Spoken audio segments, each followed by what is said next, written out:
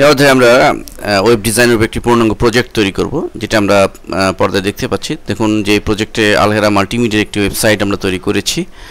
তো এইটি হচ্ছে home page, এবং এখানে দেখুন যে এই পেজে একটি টাইটেল রয়েছে, চমৎকার ইন্টারফেস রয়েছে, একটি ইমেজ সম্বলিত, এবং ডান দিকে অ্যানিমেশন হচ্ছে, এবং লেফটে বিভিন্ন বাটন রয়েছে, আর নিচেও কিছু লেখা রয়েছে। তো এই বাটনে আমরা যদি ক্লিক করি, আওয়ার প্রোডাক্টসে ক্লিক করি, তাহলে আমাদের সামনে আওয়ার প্রোডাক্টসের পেজটি ওপেন হবে। এখানে আমরা বিভিন্ন প্রোডাক্টের লিস্ট দেখতে পাচ্ছি। তো আমরা প্রোডাক্টের লিস্টে যদি ক্লিক করি, সাপোজ মোবাইল সার্ভিসিং সম্পর্কে আরও ডিটেইলস জানতে চাই, তো এটিতে ক্লিক করলে আমাদের শুধু মোবাইল সার্ভিসিংয়ের উপরে একটি পেজ ওপেন হবে, এবং এখানে ডিটেইলস লেখা থাকবে। আমরা হোমে ফিরে যাচ্ছি, এবং অ্যাডোবি প্রিমিয়ারের উপরে যদি আমরা জানতে চাই, এর ফিচার সম্পর্কে জানতে চাই, এখানে ক্লিক করলে প্রিমিয়ারের উপর ডিটেইলস পুরো পেজব্যাপী শো করবে। আমরা হোম পেজেও একটি অ্যানিমেশন হচ্ছে, একটি বাটন, এটি ক্লিক করে আমরা হোম পেজে ফিরে যেতে পারছি। তো এই প্রজেক্টটি আমরা এটি একটি কমপ্লিট প্রজেক্ট, এবং এটি আমরা কিভাবে করতে হয় এটি স্টেপ বাই স্টেপ এখন আমরা দেখব।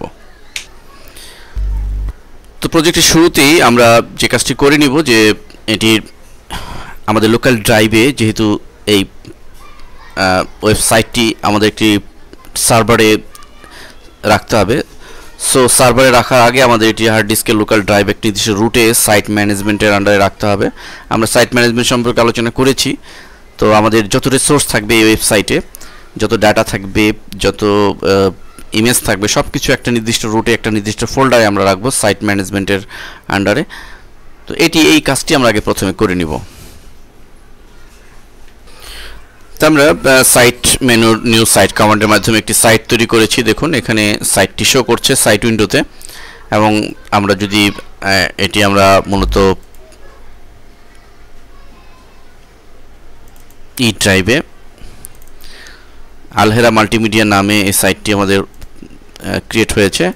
এখানে আমরা কোনো ফাইল দেখতে পাচ্ছেন, যেহেতু এখনও কোনো ফাইল ক্রিয়েট করা হয়নি। তো আমরা ড্রিমওয়েভারে প্রথমে একটি মেইন ফাইল তৈরি করে নিব।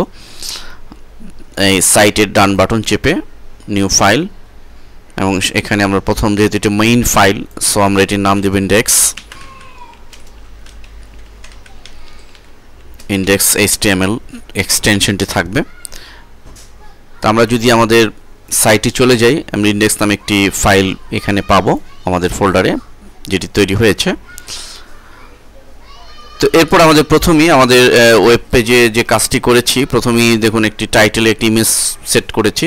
এ ধরনের চমৎকার কোনো ইমেজ আমরা এখন তৈরি করতে পারবো গ্রাফিক্সের অন্যতম সফটওয়্যার অ্যাডোবি ফটোশপের মাধ্যমে। আপনি যদি ফটোশপ ভালো জানেন, ফটোশপ গ্রাফিক্সে কাজ করে থাকেন, তাহলে এ ধরনের ইমেজ তৈরি করতে পারবেন। এছাড়া আমাদের বাজারে গ্রাফিক্সের উপরে ফটোশপের উপরে বাংলায় টিউটোরিয়াল রয়েছে, এখানেও বিস্তারিত প্রজেক্ট আকারে বিভিন্ন লেসন রয়েছে। তো যাই হোক, তো এই ধরনের একটি গ্রাফিক্সে ফটোশপের মাধ্যমে এই ধরনের একটি ইমেজ আমরা তৈরি করে নিব, এবং আমাদের ওয়েব পেজের জন্য সেভ করতে হবে অবশ্যই সেভ অ্যাজ ওয়েব ফরম্যাটে, নর্মাল অন্য কোনো ফরম্যাটে নয়। আমরা এই কথাটি মনে রাখবো, সেভ ফর ওয়েব। মূলত এই ফরম্যাটে সেভ করার মাধ্যমে আমরা অনেক সুবিধা পাবো। স্পেশালি আমাদের ফাইলের সাইজ অনেকাংশেই কমে যাবে, ভারী হবে না। আমাদের এটি মনে রাখতে হবে যে যদি ফাইলের সাইজ ভারী হয়ে যায়, তাহলে আমাদের ওয়েব পেজ লোড নিতে সময় লাগবে, ব্রাউজ করতে সময় লাগবে। তো এটি যেন না হয় যে আপনার পেজটি ব্রাউজ করতে গিয়ে এটি যদি এরকম স্লো হয়ে যায়, কমফোর্টলি ব্রাউজ না করা যায়, সেক্ষেত্রে এই বিষয়গুলো খেয়াল রাখতে হবে। তো এই কারণে আমরা এই ফরম্যাটে সেভ দিলে আমাদের ইমেজ হালকা সাইজ হবে, ফলে এটি হ্যান্ডেলিং করতে সুবিধা হবে। তো দেখুন এখানে আমরা এটির সাইজ অলরেডি 13.35 কিলোবাইট দেখতে পাচ্ছি। আমরা এগুলো কমাতে পারি বিভিন্ন অপশন চেঞ্জ করার মাধ্যমে। আমরা কোয়ালিটি যদি একটু কমিয়ে দিই, দেখুন কমিয়ে দিলে আমাদের অনলি 10 চলে এসছে। এরকমভাবে আমাদের এখানে জেপিজি ফরম্যাট রয়েছে, আমরা অন্য ফরম্যাট দিতে পারি। তো আমরা জেপিজি রাখছি, দেন সেভ বাটনে ক্লিক। এখানে আমরা আমাদের ফাইলটি আমাদের রুটেই সেভ করতে পারি। আমরা এটির নাম দিচ্ছি টাইটেল ইমেজ এভাবে আমরা গ্রাফিক্সের যতগুলো ফাইলই সেভ করি না কেন আমরা ঠিক সেভ ফর ওয়েব ফরম্যাটে ফাইলগুলো সেভ করব। আমরা ফিরে আসছি আমাদের ড্রিমওয়েভারের মেইন ইন্টারফেসে। তো আমরা প্রথমে আমরা আমাদের প্রধান যে ইন্টারফেসটি সেটি আমরা তৈরি করব। তো প্রথমেই দেখুন আমরা যদি আমাদের ব্রাউজারে একটু ফিরে যাই, আমরা ব্যাকগ্রাউন্ডে কোনো কালার ইউজ করিনি, আমরা জাস্ট ইমেজ কি সেট করেছি। তো আমরা এখানে জাস্ট ইমেজটি প্রথমেই সেট করব। আমরা ইমেজ যে ক্লিক করে টাইটেল ইমেজ ডাবল ক্লিক করলে অলরেডি ইমেজটি সেট হয়ে যাবে, এবং ইমেজটি যেন আমরা ঠিকভাবে হ্যান্ডেল করতে পারি এই জন্য আমরা একটি লেয়ারের ভেতরে ইমেজটিকে আমরা রাখবো ড্র্যাগ করে, ফলে আমরা ইমেজটিকে আমাদের ইচ্ছা মতো হ্যান্ডেল করতে পারবো। আমরা ইমেজটিকে সোজা টাইটেলের উপরে এখানে বসিয়ে দিলাম।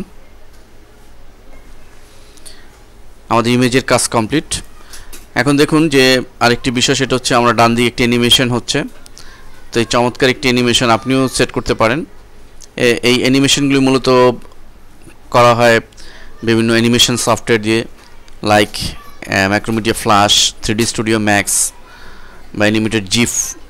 তো আমরা যেটাতেই করি না কেন আমাদের এটি সবচেয়ে ইজি হবে হচ্ছে এটির যে ফরম্যাট জিফ ফরম্যাটে এক্সপোর্ট দিয়ে নিয়ে আসা। যদি আমরা ফ্ল্যাশে কোনো অ্যানিমেশন করি তাহলে আমাদের এক্সপোর্ট দেওয়ার সময় সেটি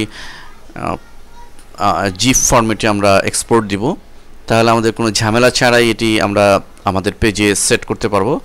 SWF ফরম্যাটে ফ্ল্যাশের ফাইল সাধারণত SWF ফরম্যাটে এক্সপোর্ট নিয়ে থাকে বাই ডিফল্ট, কিন্তু SWF ফরম্যাটে সেভ এক্সপোর্ট দিলে এটির এক ফ্ল্যাশ প্লেয়ার আবার দিয়ে দিতে হয়, এখানে আরেক ঝামেলা রয়েছে। সো আমরা জিপ ফরম্যাটেই সেভ দিয়ে নিয়ে আসবো। আর এছাড়া বাজারে বিভিন্ন সিডিতে অসংখ্য এই ধরনের চমৎকার জিপ অ্যানিমেটেড পিকচার রয়েছে, সেগুলো দিয়েও আমরা খুব শর্টকাট কোনো অ্যানিমেটেড পিকচার বা অ্যানিমেটেড জিনিস আমরা সেট করতে পারি। এই জন্য আমরা শুরুতেই এই অ্যানিমেশন ফাইলগুলো বা জিপ ফরম্যাটের ফাইলগুলোকে আমরা আমাদের সাইটের আন্ডারে আমাদের এই ফোল্ডারে এনে রাখবো। আমরা ইচ্ছে করলে এখানে একটি ইমেজ নামে একটি ফোল্ডারও ক্রিয়েট করতে পারি আমাদের সাইটে আমাদের সুবিধার জন্য, এবং ইমেজগুলোকে আমরা সেই ফোল্ডারে এনে রাখতে পারি। মূলত এটি সাইট ম্যানেজমেন্ট। তো আমরা জিপ ফরম্যাটের ফাইলগুলো